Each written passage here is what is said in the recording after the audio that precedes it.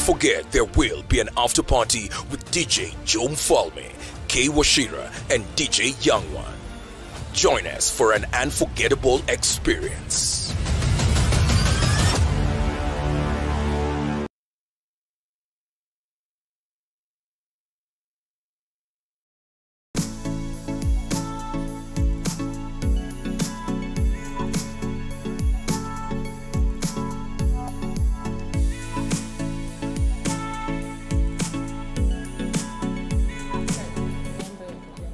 All right, thank you so much for staying with us here on New Dawn. And yes, we are time for that. We're just in time for that conversation here, talking about women leadership in the country and across the continent. When it comes to bridging the in this conversation, we have Rachel Omolo, of course.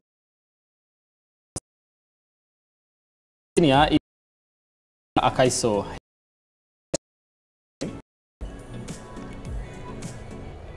All right, thank you so much for joining us for this conversation here this morning. Now, Kenya, at the moment, we have 7 female governors. That is something to be proud of because it is a step to the right direction from 2013. Now, ever since the 2010 constitutions, there's the 2/3 gender rule, but it seems like to some extent a pipe dream because we don't seem to get to achieve it in most cases. So what exactly happens as far as this is concerned? What is the missing link when it comes to achieving the 2/3 gender rule? Every moment it comes into to become a subject of debate, especially in the National Assembly, there's always something that we call lack of political goodwill to be able to achieve this. Now, we want to get into this conversation to try and see what we are missing as far as representation of women is concerned. And I want us to start with what happened in the United States, because this was looked at as a moment where history will be made. Of course, history has been made, yes, but it was looked at as a moment that maybe this is the first time that we're going to have a female president for one of the biggest countries, so first world countries in the world, and it was somehow close. Then when the results started coming in, it looked like it wasn't as close as we thought. Mm-hmm. So what does this then mean for women in the country, in the world? I think we can look at it 2 ways. Mm-hmm. The first thing is we have to acknowledge that we had a woman who was running for presidency in the United States. Mm-hmm. Let's give her hats off for being, the first female vice president. Then next she runs for president. She gained about 68 million votes. Mm-hmm. So it is not nothing. When we say she lost, there was 68 million votes of people who rallied behind her. Okay. What does this mean? She was, in the context of the US, it's always a bit complicated. Mm-hmm. In Kenya here, we struggle with gender and tribe, mm-hmm. right? And religion sometimes. There you have, the quadruple jeopardy. You're a woman, you are black, then it multiplies and multiplies. So I think first of all, hats off to her for even putting herself out there, because a lot of women would not have the courage to put herself where she put herself. Mm-hmm. The United States is, however, very complicated. She was running on a Democratic ticket. Democrats have always been seen as the progressive one, so it was not surprising that they would be having, a woman and a non-white woman for that matter. So that was quite progressive. However, if there's a lesson that I would say we look at the United States and we bring it back home, because ultimately what matters is what does this mean for us as a democracy when we analyze politics and how things are shifting. The first thing that it means for us is that democracy, we always say, you have to put caveats to democracy. It's not exactly envisioned the way it was in the beginning. So in the United States, you've had a lot of the American population that has felt disenfranchised by the government. They felt like the Democrats have been out of touch. And this is the party that has always, again, been the progressive party that has launched candidates that has protected different rights of women's rights and all these kinds of things. But they got to a point where the public felt like they were not listening to them. But at the same time, the American government did not invest in the people. You see the same conversation we are having now, that listen to people, listen to people. When that boils up and there's a sense that you are not listening to us, you find that most of the public, the elites who sit at the top think this is what is best, we are doing everything that is best for us.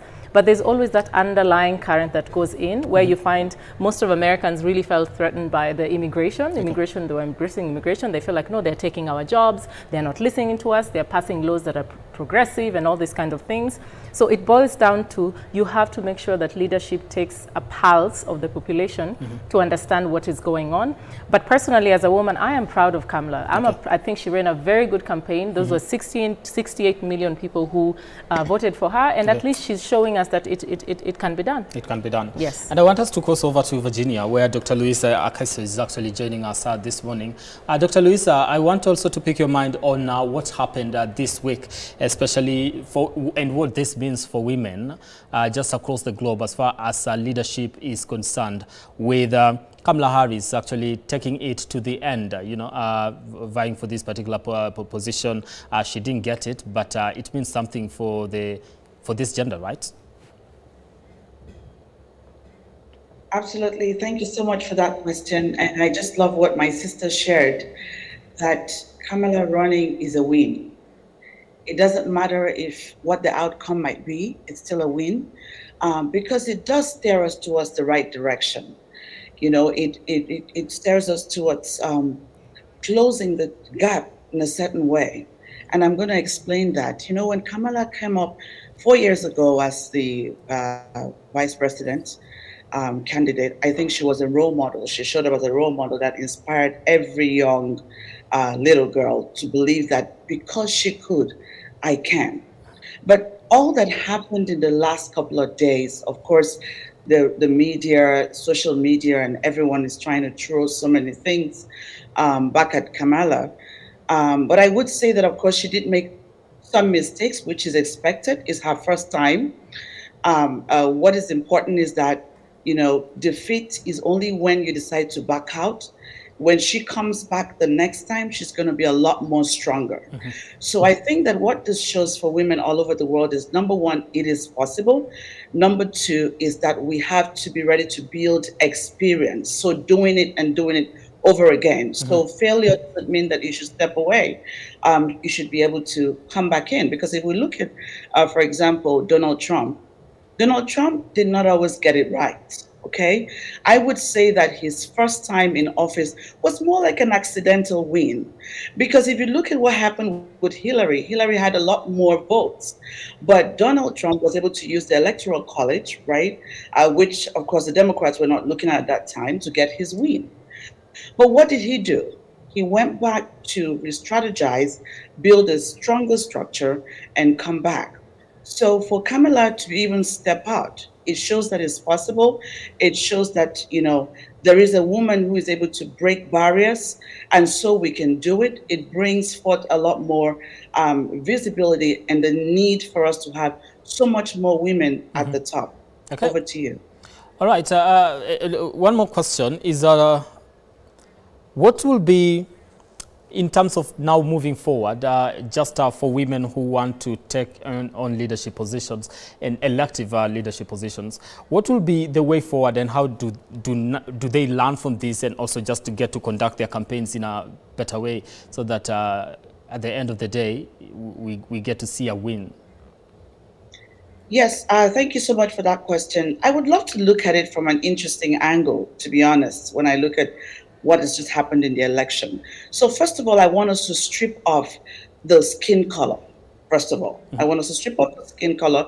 Let's strip off the gender and look at these two individuals as human beings. That's what they are. It doesn't matter if man, girl, boy, woman, doesn't matter. And when we do that, then we begin to look at, what did each other have? What were their strengths? What were their weaknesses? Because they did both have strengths and weaknesses. So some of the things that came up for me, it's things like influence, right? Trump had a lot more influence than Kamala. Of course, it's expected, looking at his history, all the way down. But one of the things that I think that women should pay attention to, that I found that was, from some of the posts and labels that are out there about Kamala, was the gap in what I call the skill gap. The skill gap is a big thing for women. And we really have to pay attention to that, especially looking at the topic that we're discussing today, which is closing the gender gap. Sometimes the gender gap is not really the equality or equity gap. Sometimes it's the skill gap. Sometimes it's the leadership gap. Why do I say so? If you were watching closely with the elections, you would have noticed that, for example, during the campaign, something that Kamala did that I thought was, a great mistake that she has to learn from was crisis management. During her campaign, one of the members, in her team, when she was talking about abortion, and the person, spoke out and said, Jesus is Lord, for example. And she said, no, you're in the wrong campaign. You do not respond like that, because every human being is constantly looking for factors and things that will bring them peace. Some of us find peace from religion. Some of us find peace from culture, right? Some of us find peace from our identity, our belief system. Now, we cannot be talking about a woman who is Black, who is running for office, and we are trying to play a gender card, for example. This is a woman, and then, of course, this woman is Black, and we're trying to get some kind of emotional reactions from people. And then here is Kamala again, rebuking or talking back at somebody who is supposed to be supporting her, right? Yeah. So I think that's a big lesson for women, is that we must have control of character. Okay. You must have control of character if you want to run for office. Okay. So that's a major lesson for the women. All right. Over to you. Rachel, let me bring you into this. You've been in the political space. You've witnessed 2016, you've witnessed now 2024. And all this, we are using the US before. Now we narrow down to why we did not get a female president, a deputy president in the country. So 2016 looked too close. 2024, again, somehow. Then all this time, all these women losing to this one guy here. If you compare the two, what would you say is one of probably something that we are missing as, this caucus, they say? One thing that I noted, especially with Kamala's campaign, and I think it's something that we were even discussing now in a different forum, and I think it brought a lot of uproar on the lenses in which I was looking at why she lost. And my friend, my sister can bear witness. Sometimes it's not just about the gender card that we play with. It's also about what kind of agenda are you pushing forward?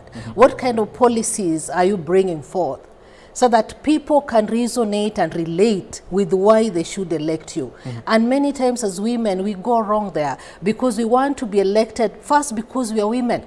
It is, what are you going to put on the table for me when I elect you? So some of the policies that Kamala had, and I remember I wrote to her, and interestingly, I'm here in Kenya, and they kept updating me on daily basis of what they were doing.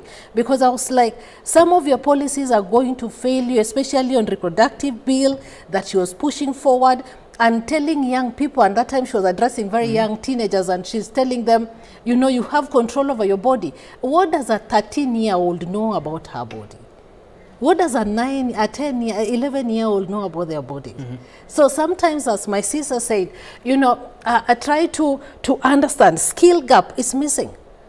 Can we develop women to understand the issues of the day, so that when you go out there to sell your agenda, it's an agenda that resonates with the majority of the voters? Because that's where one of the issues why Kamala failed. For me, she failed terribly because of that. Because there are this lot of women who are feeling like, I'm a mother. Why would you want to give my little girl autonomy over her body? Who gave me autonomy? I remember I even asked her, if your mother chose the decision you are choosing today of our children, of choosing whether to give birth to you in 9 months or not, would you be vying today, Kamala? Would you be vying? Absolutely not. So why are you, as progressive as we perceive Democrats to be, some of their policies are very retrogressive. Very retrogressive in nature. In my view. And I would look at it like that. I know you've not lived in Kenya for long, but even when you talk about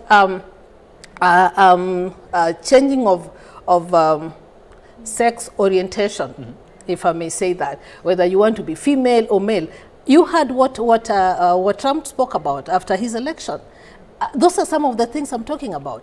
We perceive like we are very progressive to an extent that we want to water down our culture. We want to water down who we are to appease the world and make people look at us like we are very progressive in nature. But when you sit down by yourself and have a discussion, is this what I really, really want? Is this what the 5 millions who never voted Kamala really wanted? Okay. Why did these women, how come the majority of the white women never voted for Kamala? Because the black, my own analysis, and I mean, there's no one who has monopoly of analysis or knowledge on this, but my own analysis is, if you interact with each policy, and give a take. I'm not saying Trump's policies were all perfect. Yeah. Absolutely not. Absolutely not. But you look at what relates to me as Rachel. Would I have voted for Kamala even though I'm a woman? Absolutely not. Why? Because of these two things, which for me are very pertinent. How are they going to affect my children? Okay. Are we going to have an America tomorrow if all the girls change to men and all the men change to women? All right, I get it. But I saw the BBC put up some study they did, and you know, trying to analyze the voting pattern, and I think 57% of the people that somehow voted for Kamala Harris had college degrees compared to the people that voted for Trump. Yes. So I don't know. I don't know about that. So no, I think what you're saying is very true when we look at the U.S. But I would always give a bit of a caveat and say America is a very interesting place. It does not just boil down to your policy. This is a country where they've had race issues, they've had gender issues, they've had religious issues, and there's so many other layers coming in. And I can tell you, even in Kenya today, a man will do something that you as a Kenyan woman will do the same thing, and the consequences will be totally different. You today as a woman, you cannot stand up in the podium and be vulgar. A man will be vulgar. A man will have all kinds of scandals, and they will get away with it. In fact, people will look at it as, yes, you're being a man. You try doing the same and will not end up with a similar answer. Okay. Just to give a bit of not really correction, but in terms of voting patterns. So black women, I mean, my sister is in Virginia now, she will help me out with this. Black women have consistently in America electoral pattern carried the day. They have always tried to be on the right side, even the polls that came out today. You're mentioning white women. Do you know why white women did not vote for Kamala? They neither did. It's always the white women who never carry the day in terms of women leadership in America. Even when a fellow white woman, Hillary Clinton, was running, what did white women do? White women, the problem now, when people are calling this out, that white women in America have not been carrying the day with us. And this started a long time ago. The right to vote. You know, we human beings are very simple, and I don't blame them for this. I think the problem is expectations. When I put expectations on somebody, and I put too much expectation, we end up in problems. As a human being, I'm looking out for myself. Today, I am Sheila. I'm coming from Migori County. So guess what? When I sit at that table, the first tick on my head is, I am Sheila, I am a woman, I am coming from Migori County. I am protecting the people of Migori County first, before I start looking at other counties, before I start looking at the other places. So it's just inherent and it's natural that that happens. So what is going on is that, historically speaking in America, white women have enjoyed many fruits that non-white women never enjoyed. So it's about self-preservation. They always felt like, let us vote for things that would help us continue having privileges and not worry about them. This was a non-white woman. This was a black woman.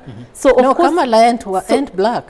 Okay, no, that's why I'm saying non-white. Okay, let's go with non-white. Okay, that's fine. That's neither here nor there. It depends on your definition. No, but what I'm saying is she's a we can agree that she's a non-white woman, right?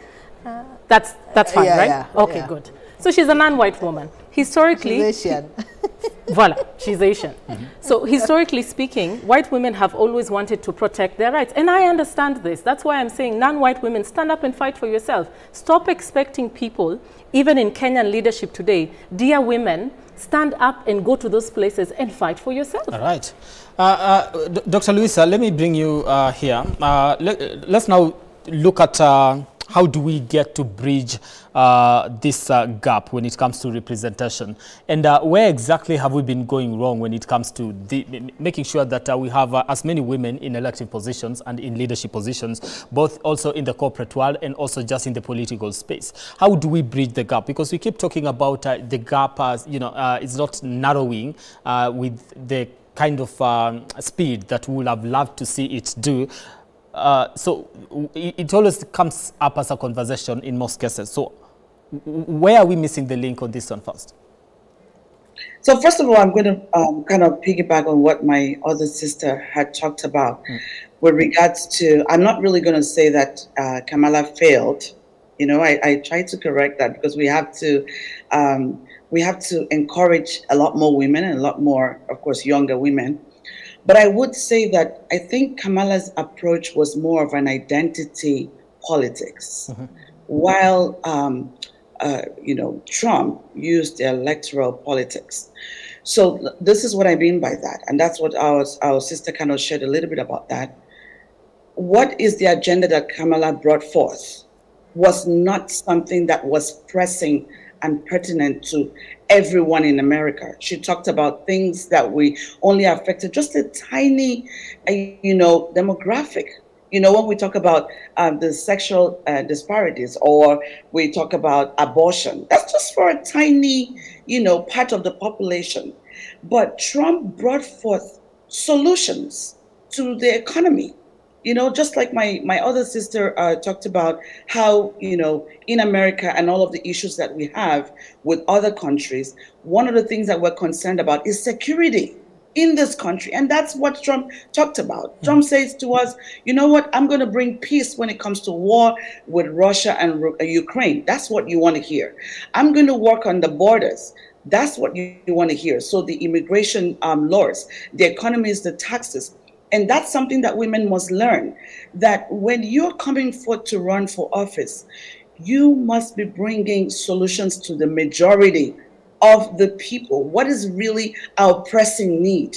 Because with leadership, you know, for you to succeed in leadership, you require, what you need is a qualification. And the only qualification you have are the votes. If people don't vote for you, you're not going to get in. Leadership is not gender sensitive. So why would the people vote for you? It's only when you deal with the things, their pressing needs, the concerns that they have, you know, and that's when they're going to vote for you. So coming back to your question about closing the gender gap, you know, it's interesting that we're having this conversation today. And I want to remind everyone that we just have a few more months to B30, B plus 30, which is 30 years after the Beijing 1995. And that's where we began this conversation of gender equality and signing of the treaty. And look at this, 30 years down the line, we've done a lot of work, but we haven't really moved the needle forward. So why does this gap continue to widen in so many countries, right? I know Kenya has done an amazing work. I really have to applaud your president for the work that he's doing with the women in aggressively pursuing gender equality. But some countries in Africa are at zero level. Nothing is happening, right? So how do we close the gap? Women must change their approach. What was the problem? Like my sister said, don't play the gender card. That's not going to help us all the time. Let's look at the skills gap. What skills do you need to be fit for the seats that you're looking for? And a lot of times in my experience in working with women, we find that simple things like communication is a problem. Like just like what Kamala showed to us, crisis management was a problem. Emotional intelligence is a big problem. So we must pay attention to develop the women as a leader first before we push her forward to run for office. So what do we have to do?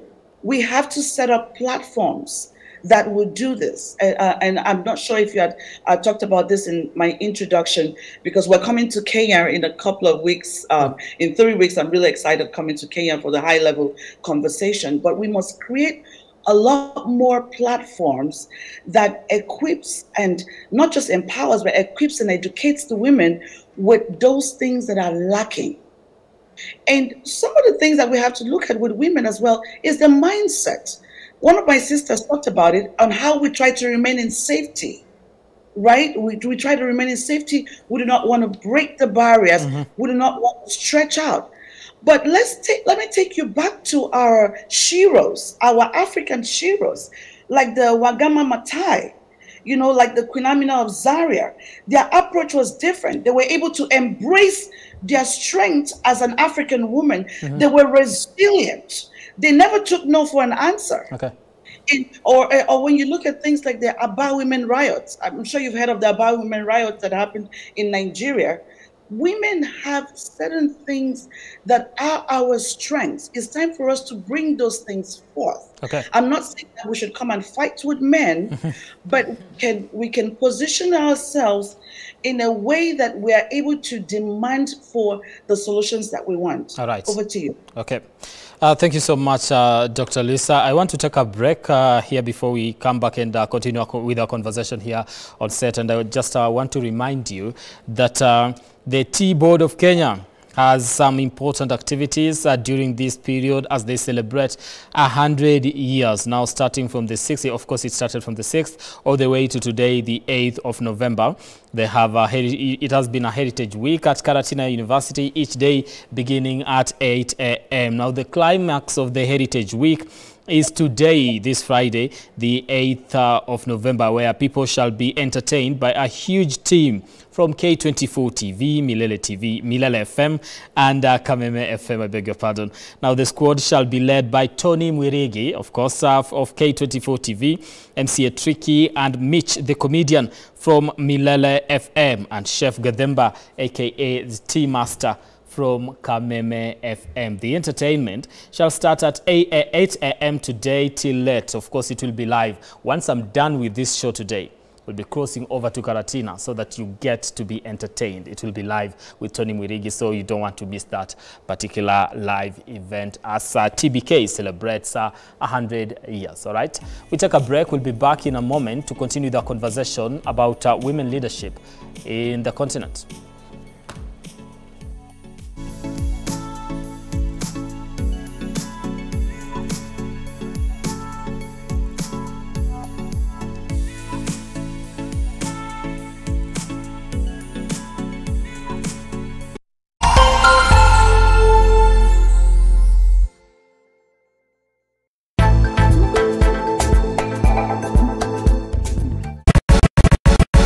When it's a Saturday,